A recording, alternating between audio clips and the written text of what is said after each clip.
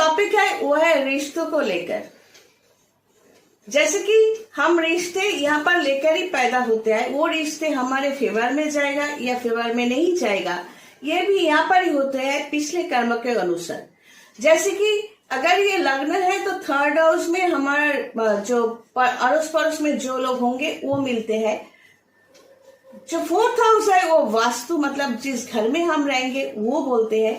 Fifth house में औलाद, seventh house में जो पति या पत्नी या प्रेमिक या प्रेमिका एक्सेट्रा। इस तरह हर एक रिलेशन हमें यहीं पर मिलता है कि कैसा हम जिंदगी में किस तरह के लोगों को लेकर हम जाते हैं। तो एस्ट्रोलॉजिकली अगर हमें पता होता है कि ये हाउस हमारे लिए डैमेज है, तो उस हाउस को आप साइड करके ही आगे बढ़ोगे।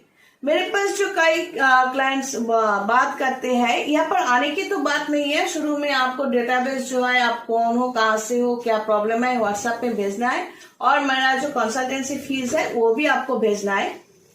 फिर हम वीडियो कॉल कर सकते हैं या कहीं मिल सकते हैं या ऑफिस में आ सकते हो या चेम्बर में आ सकते हो, जहां पर हम बुलाएंगे। तो क्या होता है कि इस रिश्ते को लेकर कई लोग बोलते हैं मेरे तो इतने रिश्तेदार, ये है वो है, लेकिन कभी सोचा कि वो रिश्तेदार आपके किस काम में आते हैं? अगर कोई रिश्ता आपने बनाया और वो आपको तकलीफ दी, तो आपको क्या समझना है? समझना यह है कि वो रिश्ता कभी था ही नहीं, हम गलत समझ रहे थे। अगर आप हमें अपना समझते हो तो हम कभी आपके सर झुकने नहीं देंगे। हम क्या कहेंगे, नहीं ये करो ताकि आपके सर नहीं झुके, या हम इस तरह कोई काम नहीं करेंगे कि आपको दुख पहुंचे या आपके आंखों से आंसू बहे। अगर हमारे हरकत ये करता है तो इसका मतलब ये है कि हम तुम्हारे अपने ना तो कभी थे और ना ही है। अगर हम आपको तकलीफ देने की कोशिश करें या बेवकूफ बनाने की कोशिश करें और एक बार आपको छोड़ भी दे, तो इसका मतलब यह है कि हम अपने स्वार्थ के लिए आपके पास आए थे, आपको बेवकूफ बनाने के लिए या आपको यूज करने के लिए। फिर दोनों में से कुछ भी अगर नहीं हो रहा है तो हम निकल गए आपको गाली देकर।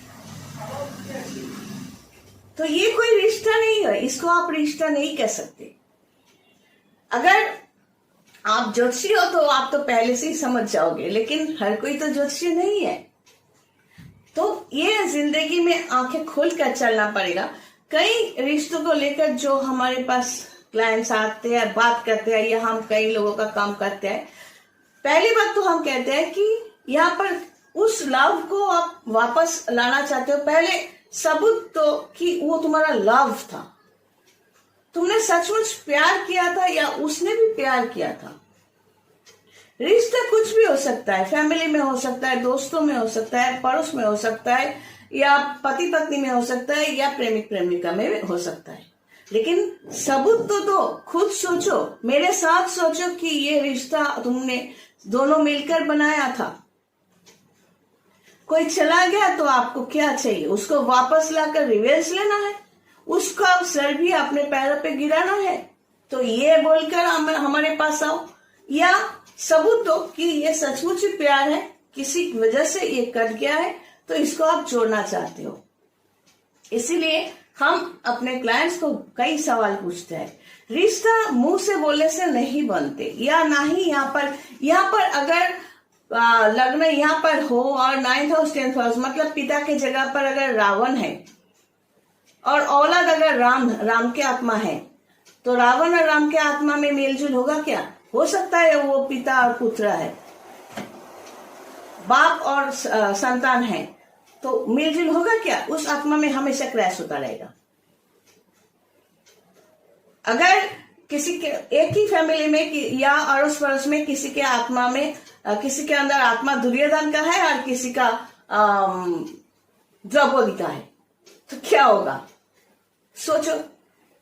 ये घर में भी हो सकता है कि घर में किसी के अंदर आत्मा दुर्योधन का है और किसी का द्रौपदी का, या किसी का आत्मा युधिष्ठिर का, या अर्जुन का, या श्री कृष्ण का, तो क्या होगा?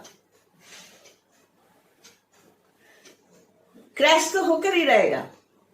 तो एक फैमिली में हो, किसी भी रिश्ते में हो, कभी दरार है, प्रॉब्लम हो, क्रैश हो, तो इतना सेंटिमेंटल होने की कोई बात नहीं है। सोचो, अगर खुद ओवरकम कर सकते हो अपने चंद्रमा के पोजीशन से या प्लैनेट पोजीशन से, आगे बढ़ो।